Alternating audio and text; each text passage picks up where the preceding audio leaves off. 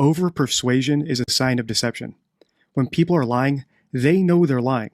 So in their head, they already try to compensate for it by doing a little bit of extra persuasion, for example, where they say honestly, or they say defensive things before they've even been pushed on it. For example, like Kate here, although I don't know where she is, I feel close to her there. No one asked her, do you know where she is in this interview, right? It should be assumed. So the fact that Kate felt the need to say that is a slight red flag.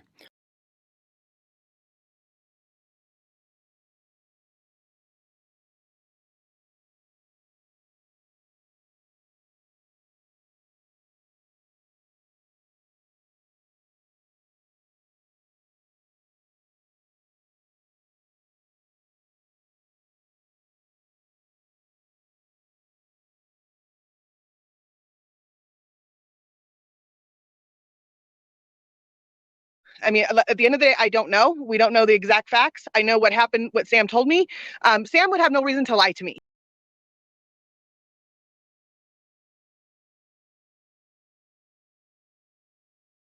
I mean, she was a close friend of my daughter. My daughter and her were very, very close. My daughter is a straight A student and is going to Boise, Idaho for equine assistant therapy. She wants to work with special. So when I say this, my daughter, like when my daughter met Sam, her parents actually, my daughter talks to her mom and dad all the time, I guess. I didn't know that until recently. And I didn't even know her parents were lawyers. I'd never met her parents. I've only met Sam a handful of times, but I've talked to Sam through my daughter many times. So when I talked to Daisy, my daughter, I said, is this something that Sam would do? And Sam, none of these kids, none of these kids had any inclination that something was going to go wrong.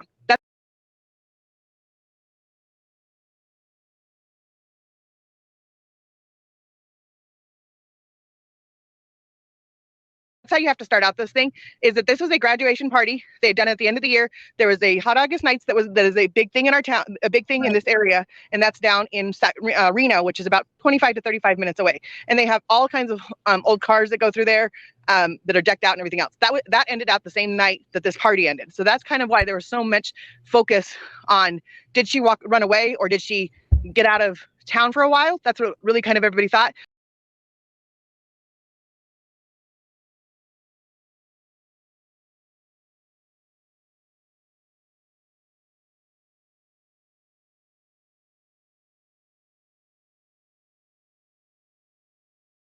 And I mean, it was just, I asked Sam a whole bunch of questions because I didn't really know how this was going to turn out. I really just thought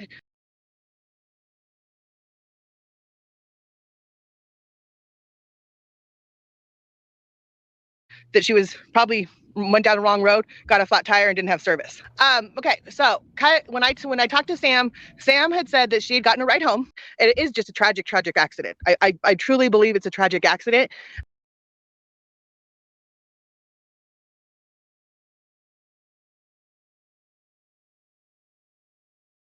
And I know that there's going to be conspiracy theories like that everybody has.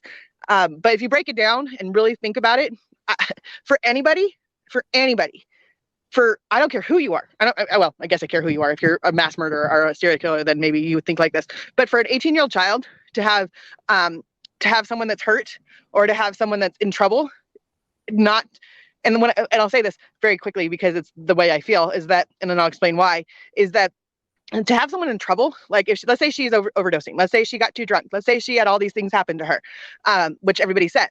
Now, for someone to say that she's hurt herself or she, whatever happened, that she ended up in her car by herself or with someone else, we don't know.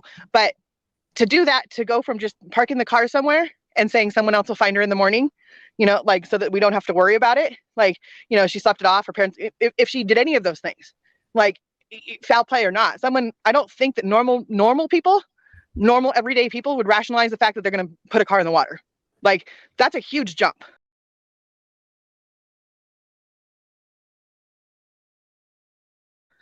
From someone that's right. I mean, you don't think that way.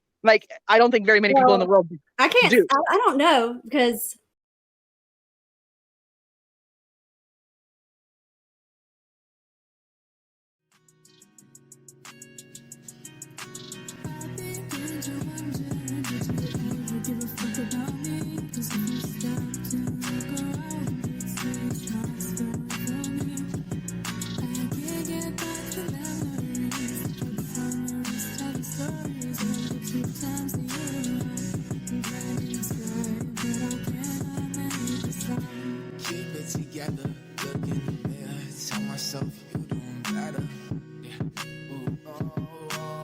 horrible. The whole thing is horrible. My face. I mean, it's horrible. The whole thing is horrible. It could have been my daughter, and I don't know. And I don't know, and I don't know who to trust, and I don't know what to do. And every time the fact that she says, "I hope you don't kill my daughter," it's like you saw the text messages I get. It's horrible. See, and this is what makes me want to be compassionate towards Meghan, but at the same time, like, the same thing that's making her cry is why Kiely isn't getting justice, or whatever she's holding on to isn't getting its justice. Like, the truth truly does set you free. It does. There's a part of me that worries that, like, if my daughter goes out with her, is she gonna come back? And I don't want to think that way, because I want to be positive.